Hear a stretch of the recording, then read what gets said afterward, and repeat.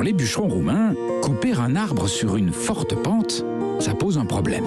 Une fois qu'il est abattu, comment faire ensuite pour le déplacer sans prendre trop de risques, sans que les troncs ne dévalent la pente, voire ne vous dévalent sur la figure?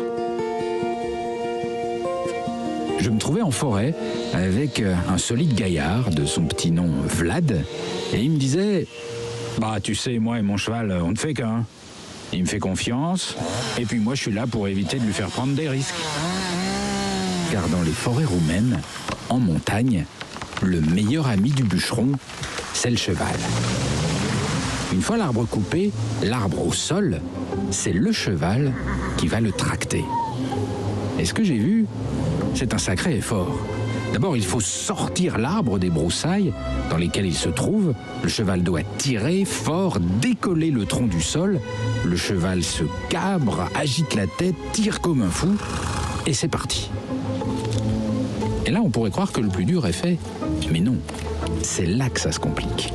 N'oubliez pas qu'on est sur une très très forte pente, en montagne. Une fois que le tronc glisse, à n'importe quel moment, il peut prendre de la vitesse à cause de la pente, voire même rattraper le cheval. C'est extrêmement dangereux. Et Vlad a voulu m'expliquer comment il faisait. Il me dit « Tu vas voir, regarde bien. Le cheval, il sait que je vais lui faire prendre le parcours le moins risqué. Il a confiance. Mais il sait aussi qu'il doit aller vite, très vite, plus vite que le tronc. Et puis moi, je cours derrière. » Et donc en pleine forêt, au milieu des autres arbres, en pleine pente, ça me paraît complètement acrobatique et très très physique.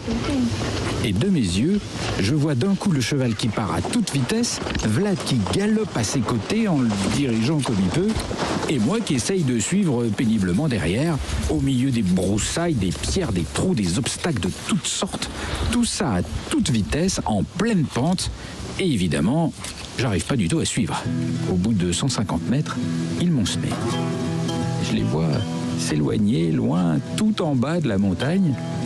Je m'assois sur une pierre et je me dis que tous ces efforts, c'est pour un seul arbre.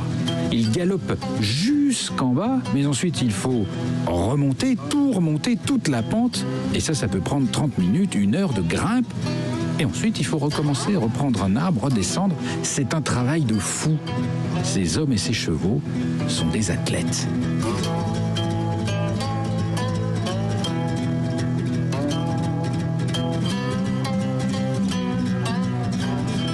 Et lorsque Vlad remonte, je le vois arriver en nage. Son cheval aussi, il transpire beaucoup. Et Vlad me dit en rigolant, « Bon, tu ferais pas un bon bûcheron, hein ? Je te recrute pas. » Je dois bien avouer que j'ai rarement vu un travail aussi physique. Et aujourd'hui, quand je suis devant un feu de cheminée, je pense souvent à Vlad et son cheval, tous les deux en nage, tout au fond de la forêt roumaine.